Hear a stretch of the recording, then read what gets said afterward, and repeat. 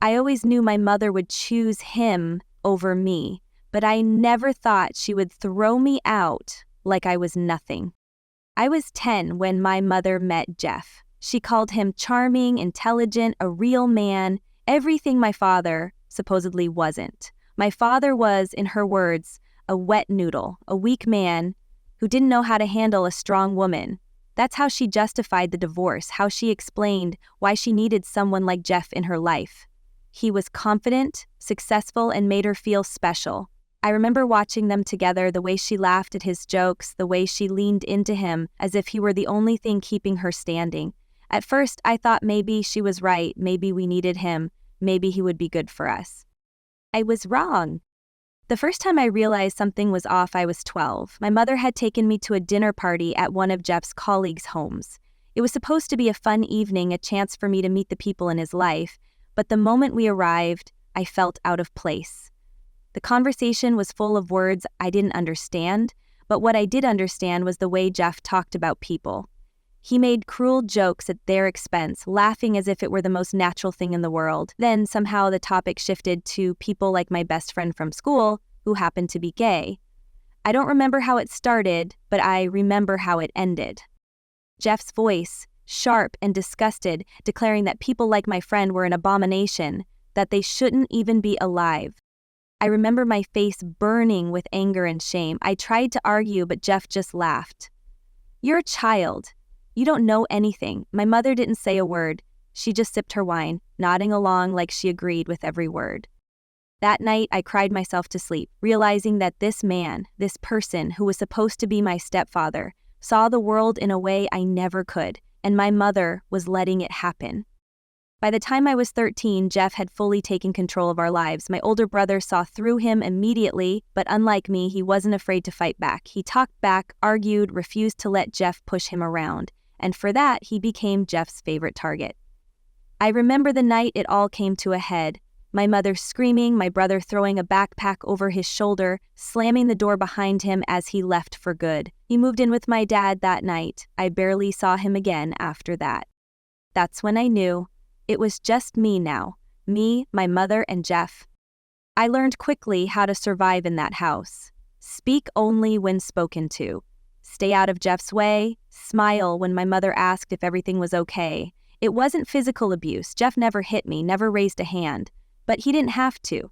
His words were sharp enough, his presence suffocating enough. He made me feel like I was nothing, like I was lucky he even let me exist in his home. And my mother? She let it happen. At 15, Jeff got sick, cancer. It was bad. Doctors didn't think he'd make it. My mother dropped everything to take care of him. She barely came home, spent every hour at the hospital. I understood that she wanted to be there for him, but I couldn't help but feel like I had lost her completely. I failed my sophomore year because no one was there to care. No one noticed. No one asked. But somehow, Jeff survived. He got better, and when he came home, he was worse than ever. By the time I was 19, I thought I had figured out how to live with him. I had a part-time job, was in college, and planned to move out soon. But then, on Christmas Day, my world fell apart. I was sick with the stomach flu, locked in my room, weak and miserable. My mother and Jeff were arguing downstairs, voices rising higher and higher. And then I heard it. He had cheated on her. And somehow it was my fault. Jeff blamed me, said I cramped their relationship, that I was the problem, and my mother, my own mother, believed him. The next day she sat me down with tears in her eyes and told me I had 30 days to leave.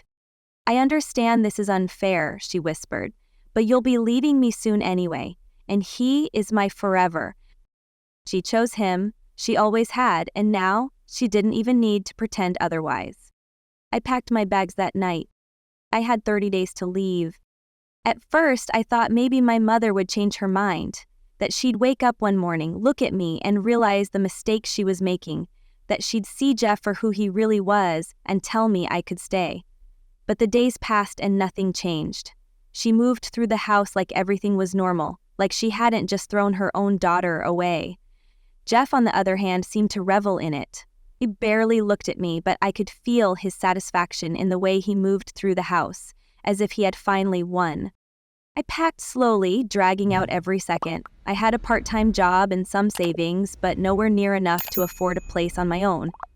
My father was never really an option. He had remarried, had a new family, and lived in another state. I hadn't spoken to my brother in years, and even if I reached out, what would I say? Hey, you were right about everything. Can I sleep on your couch? No, I wasn't going to beg. The day before I left, I stood in the doorway of my mother's bedroom, gripping the frame so hard my knuckles turned white. She was sitting at her vanity, brushing her hair, getting ready for bed like it was any other night. I swallowed hard. "You're really doing this?" I asked. She met my eyes in the mirror, but didn't turn around. "It's for the best." "For who?" She sighed and put down the brush. "I love you, you know that." "No," I said, my voice shaking. "I don't think I do." She flinched, but she didn't argue. She just turned off the light. The next morning I left before Jeff could wake up. I didn't say goodbye. At first I stayed with a friend, sleeping on a lumpy couch in a cramped apartment she shared with 2 other girls. I told myself it was temporary, just until I figured things out. I threw myself into work, picking up extra shifts, barely sleeping. Every dollar I made, I saved. It didn't matter if I was exhausted. It didn't matter if I came home so tired I could barely stand. I refused to fail. I refused to give Jeff the satisfaction of knowing he had broken me. Some nights, when I was too tired to block it out, I wondered if my mother ever thought about me. If she ever walked past my empty room and felt regret. If she missed me. But then I'd remember the way she looked at me that last night. Calm, resigned, like she had already let me go. The months blurred together, and eventually I scraped together enough money for a tiny apartment. It was nothing special, a studio with a leaky sink and a broken heater, but it was mine. I signed the lease with shaking hands, half expecting something to go wrong, for someone to tell me I didn't deserve it. But no one did. I settled into a routine: work, school, sleep, repeat. I told myself I didn't care about my mother or Jeff, that they were just ghosts from another life. But then, about a year after I left, I got a call. It was my mother. At first I thought something had happened. Maybe Jeff had finally shown his true colors and she needed my help. My heart pounded as I answered, my voice sharp. "What do you want?" There was a long silence on the other end. Then she sighed. "I just wanted to check on you." I almost laughed. "Now?" "I know you're angry," she said, "but You kicked me out," I snapped, "and now you want to check on me?" She hesitated. "I miss you." I gripped the phone so hard my fingers ached. "No, you missed the idea of me. But when it came down to it, you picked him.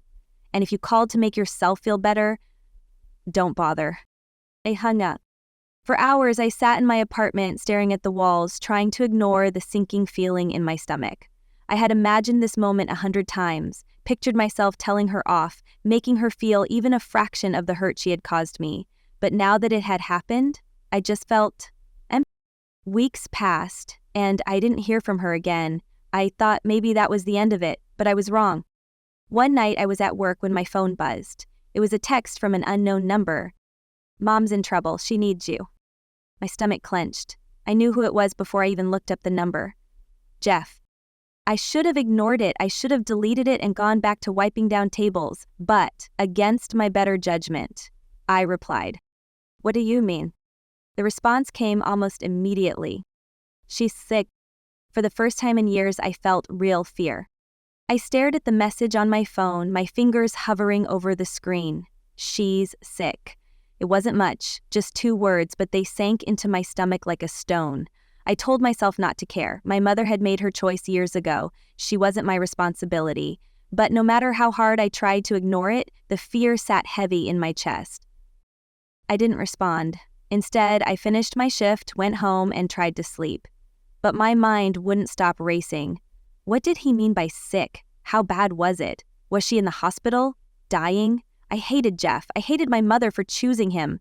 But the idea of her suffering alone with him made my skin crawl. By the next morning, my resolve had crumbled. I called her number, expecting her to pick up. Instead, it went straight to voicemail. I tried again.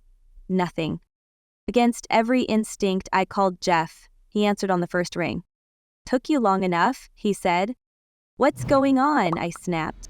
She's got cancer, he said, like he was commenting on the weather. Pancreatic, stage 4. The words knocked the breath out of me.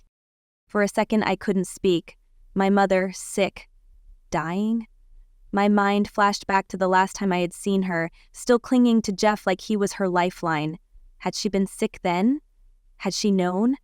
Where is she? I forced out. At home, he sounded irritated, like my questions were an inconvenience. She's been in and out of the hospital, but she wanted to be here. Doctors aren't giving her much time. I swallowed hard. Why did you text me? A dry laugh. Because she won't shut up about you. Keeps saying she needs to see you, wants to talk. Figured I'd give you the chance before it's too late. The way he said it like he was doing me a favor made me want to scream. But I swallowed my anger. I'll be there tomorrow, I said. Jeff didn't say goodbye, just hung up. I barely slept that night. The next morning, I packed a small bag and drove back to the house I had sworn I would never step foot in again. It looked the same. Too big, too clean, too lifeless. But the moment I stepped inside, I felt it. The air was thick, heavy with something rotten. The curtains were drawn, the house dim, and there was a smell. Alcohol, stale sweat, something else I couldn't place. Then I saw him. Jeff was slumped in his chair, a half-empty bottle of whiskey on the table beside him. He looked like hell, unshaven, hollow-eyed, thinner than I remembered. For a split second, I felt a flicker of satisfaction. He was rotting from the inside out. He barely looked at me. She's upstairs. I didn't wait for more. I climbed the stairs, my heart pounding. When I pushed open her bedroom door, I almost didn't recognize her. My mother lay in bed, her body swallowed by the blankets. Her hair, once perfectly styled, was thin and limp. Her skin was gray, her cheeks hollow. She looked so small, so fragile. She turned her head, and when her eyes met mine, they filled with tears. You came.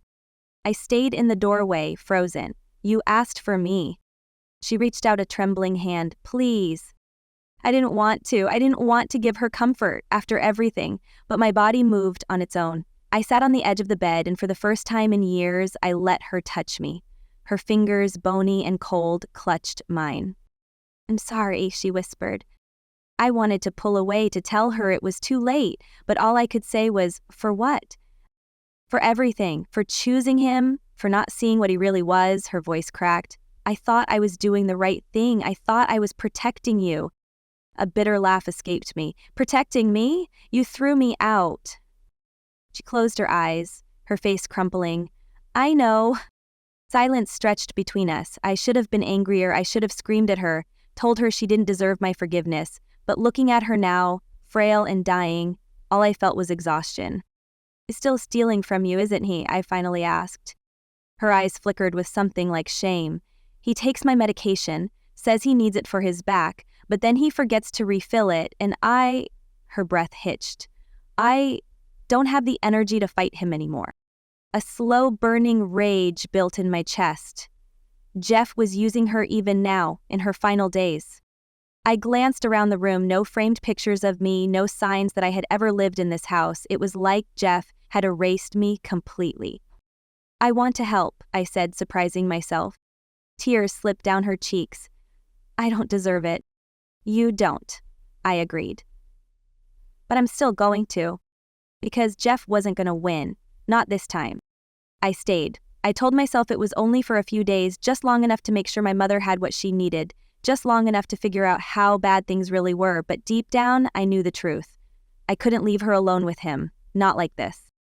Jeff barely acknowledged my presence, which suited me just fine.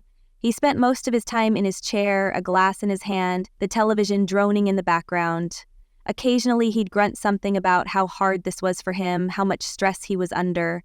He made a big show of calling people, his boss, the utility companies, even distant relatives, talking about how he was the one taking care of my mother, how he was the one sacrificing everything. Meanwhile, I was the one making sure she had food, that she took her medication when Jeff hadn't stolen it, that she had clean sheets and water when she was too weak to get out of bed. The worst part was how she still defended him. One evening, after I found her pain pills mysteriously missing again, I confronted her. "Mom, he's stealing from you." She looked away. "He's just struggling." "Struggling?" I laughed, but it was hollow. "He's drunk, Mom. He's always been drunk. And now he's taking your medication?" Her fingers trembled as she adjusted the blanket over her legs. "He's in pain."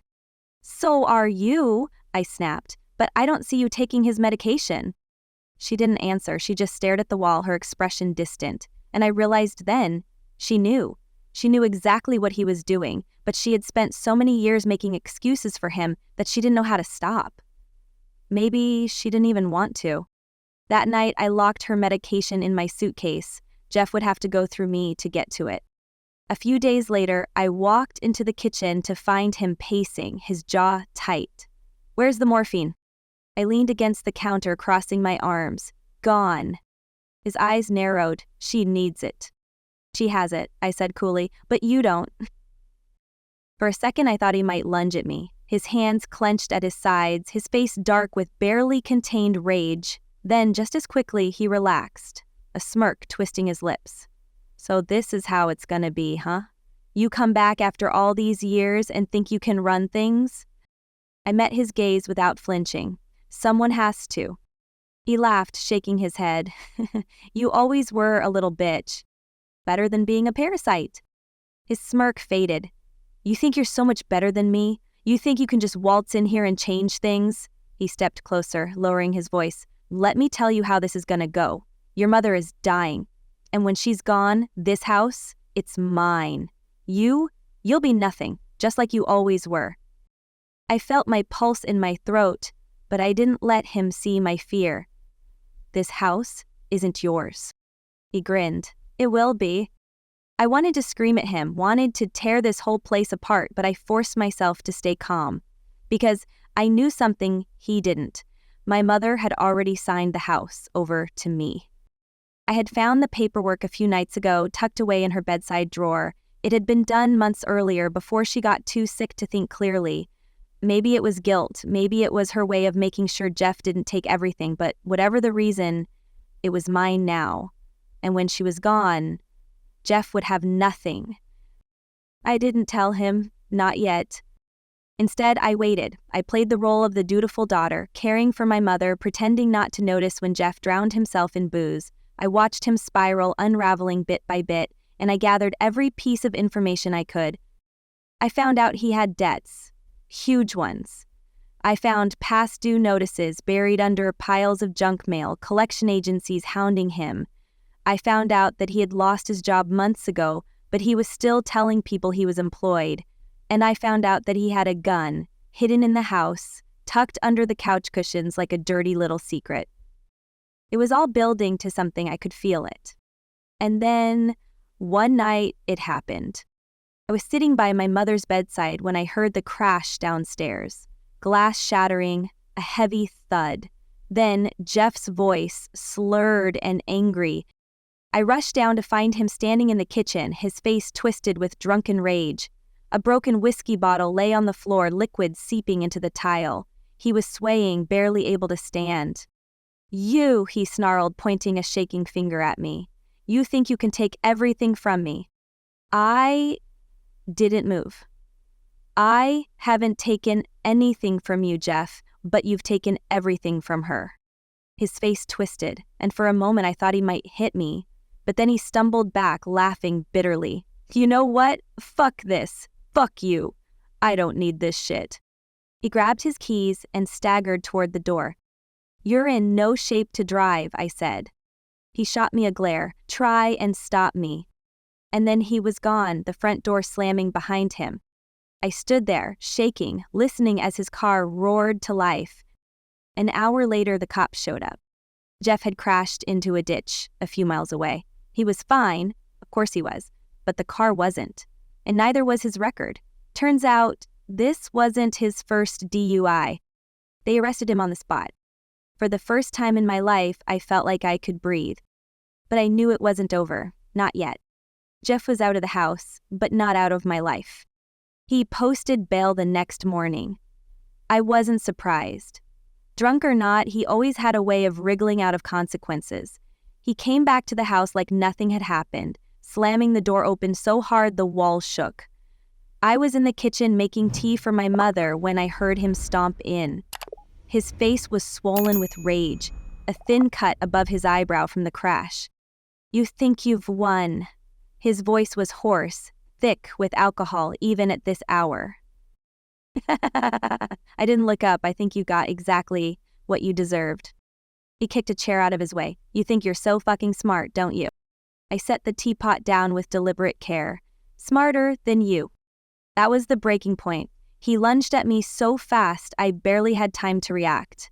His fingers wrapped around my wrist, tight and bruising, and for the first time in years I felt real fear.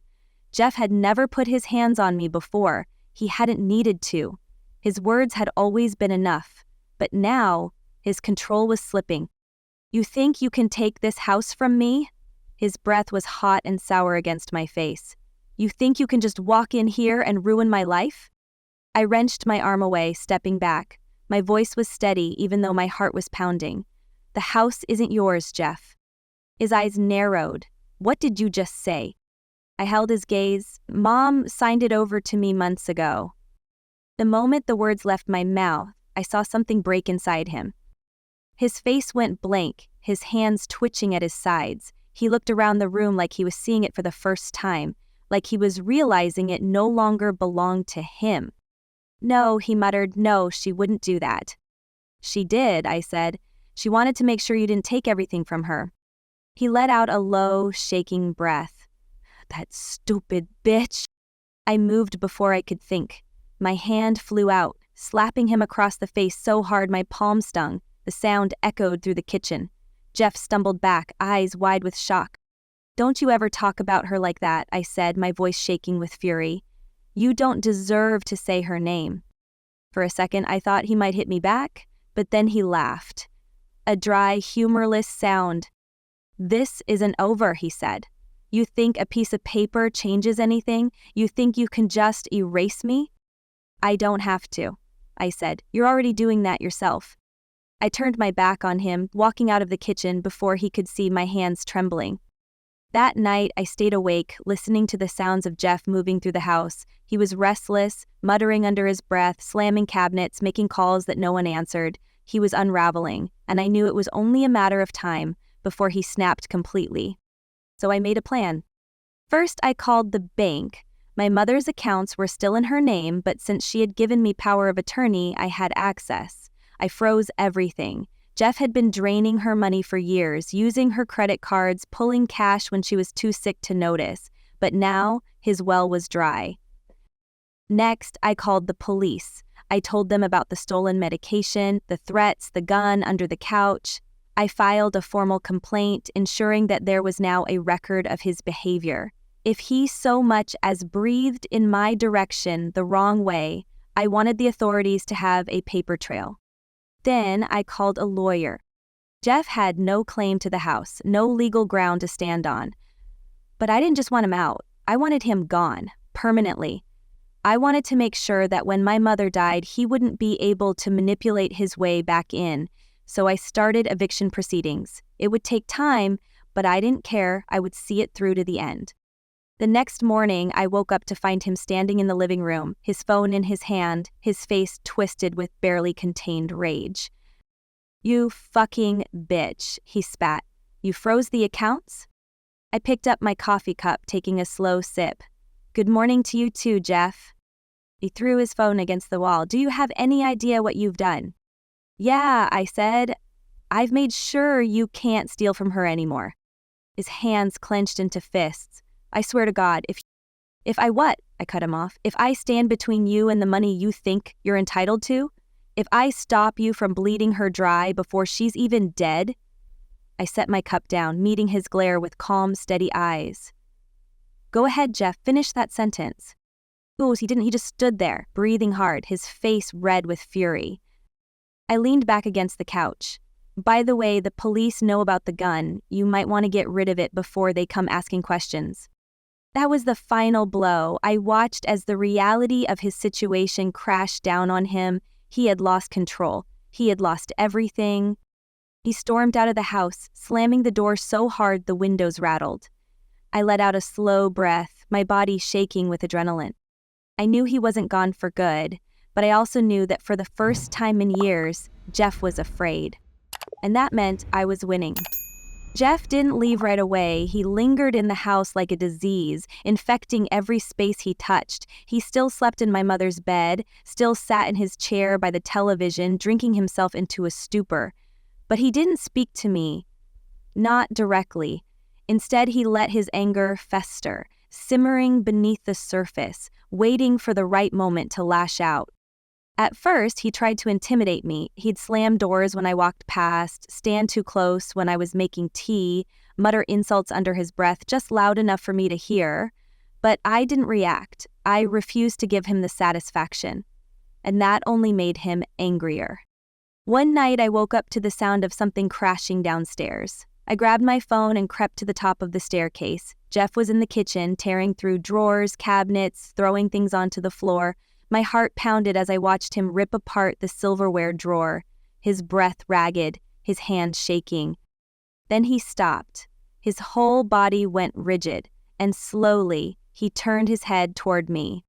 "You took it, didn't you?" His voice was low, dangerous. I didn't answer. He slammed a drawer shut so hard the wood splintered. "Where is it?" "I don't know what you're talking about." He took a step forward. "The gun, where the fuck did you put it?" I felt my breath catch in my throat. He had finally noticed. The day after I told him the police knew about it, I had taken it. I hadn't turned it in. I wanted it somewhere safe, somewhere he couldn't reach. But now he knew. I forced myself to stay calm. "I have no idea." His eyes darkened. "You're lying."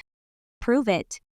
For a second, I thought he might attack me. His hands twitched at his sides, his whole body tense. But then he let out a sharp laugh, shaking his head.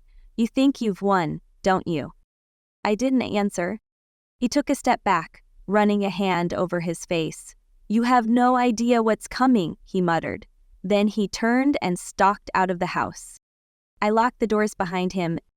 The next morning, I woke up to find my mother's medication missing again.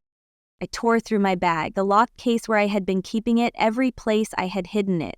It was gone. Jeff had taken it. I knew what he was trying to do. He wanted me to leave. He wanted me to give up, to run away like I had when I was 19. But I wasn't that girl anymore. So I went to the police. I gave them everything: proof of his stolen medication, the records of the financial abuse, my mother's statement about the threats. I told them about his drinking, about the gun, about the way he had grabbed me in the kitchen. And this time, they listened. By the end of the day, they had issued a restraining order. Jeff wasn't allowed near me or my mother. If he stepped foot in the house again, he would be arrested on the spot. That night, I sat by my mother's bedside, holding her hand as she slept. She was so thin, so weak, barely able to lift her head. I could feel the bones in her fingers, her skin like paper beneath my touch. "You did the right thing," she murmured, her eyes barely open. I swallowed the lump in my throat. "I don't know if it matters." "It does," she whispered. "It always mattered." She closed her eyes. 2 days later, she was gone. The house felt unbearably empty. The air was thick with the weight of her absence, the silence pressing down on me like a stone. Jeff didn't show up to the funeral, but he did send a message. It came late that night, long after everyone had left, a single text glowing on my screen. "I hope you're happy you took everything from me." I stared at the words, my fingers tightening around the phone. Then, slowly, I typed out a response. "No, Jeff, you did that to yourself." I blocked his number, then I went to bed. I slept soundly for the first time in years. The house was mine now. The paperwork had been finalized, the legal process completed. Jeff had no claim to it, no right to step foot inside. But even with his absence, the place still felt tainted. Every room held echoes of the past, my mother's quiet sorrow, Jeff's drunken rants, my own silence as I endured it all. It didn't feel like home. It never had. At first, I didn't know what to do with it. The idea of living there, in a place that had caused me so much pain, made my skin crawl. But selling it felt just as wrong. My mother had spent her entire life in this house. She had fought for it, suffered for it, held onto it even when it was nothing but a prison. Part of me wanted to burn it down just to watch the memories go up in smoke. Instead, I cleaned. I scrubbed the walls until my hands were raw. I ripped up the old carpets, tearing them out with a force I didn't know I had. I threw away anything that smelled like him. His old clothes, his stained recliner, the whiskey bottles he had stashed under the couch. I took down my mother's heavy curtains and let the sunlight pour in for the first time in years. The house looked different, brighter, almost like it belonged to someone else. But no matter how much I scrubbed, no matter how many things I threw away, I couldn't clean away the memories. I could still hear his voice in the walls, still feel his presence in every shadowed corner. The anger, the resentment, the years of walking on eggshells. They were soaked into this house like blood into the floorboards. Then, one morning, I got a call. At first, I didn't recognize the number. I almost ignored it, assuming it was another bill collector or an insurance company. But something made me pick up. "Did you hear?" The voice on the other end was familiar, hesitant. I hadn't spoken to my brother in years, not since he left. "Hear what?" There was a pause, a sigh. "It's about Jeff." I gripped the phone tighter. "What about him?" Another pause, then, "He's dead." For a moment I just sat there, staring at the wall, waiting for the words to sink in. I cleared my throat, Kidney and liver failure. Too much drinking, too many pills, it was coming for a long time. The words felt distant, like they were happening to someone else. I had spent years imagining this moment, picturing all the ways Jeff's life could end. I had thought I would feel triumphant, vindicated, like justice had finally been served. But all I felt was nothing. "He was alone?" I asked. My brother scoffed. Who would want to be around him? He burned every bridge, no friends, no family. No money, just some rundown apartment and a pile of debt. I thought about the man who had spent his whole life taking from others, using people until there was nothing left, and then moving on to his next victim. In the end, there had been no one left to use, no one to take care of him, no one to beg for him, fight for him, clean up his mess. "You going to the funeral?" my brother asked. I let out a short laugh. "No, didn't think so." He was quiet for a moment, then softer. "You okay?" I hadn't heard that question in a long time. I almost didn't know how to answer it. "I think so," I said finally. "Yeah, I think I am." We hung up and I sat in silence for a long time. Jeff had spent years making me feel powerless. He had controlled my life, twisted my mother's love, poisoned everything he touched, and yet, in the end, he hadn't needed me to destroy him. He had done it all on his own. A week later, I visited my mother's grave for the first time since the funeral. The cemetery was quiet, the air crisp. I traced my fingers over the letters of her name, the smooth stone cold beneath my touch. "You were right," I said softly. It did matter. She had spent her whole life making excuses for him, believing he could be saved. But in the end, when it had really mattered, she had chosen me. She had given me the house, given me a way to start over, and now I was finally free. I stood there for a long time, listening to the wind rustling through the trees, feeling the weight of everything that had happened settle inside me. Then, without looking back, I walked away. I wasn't coming back.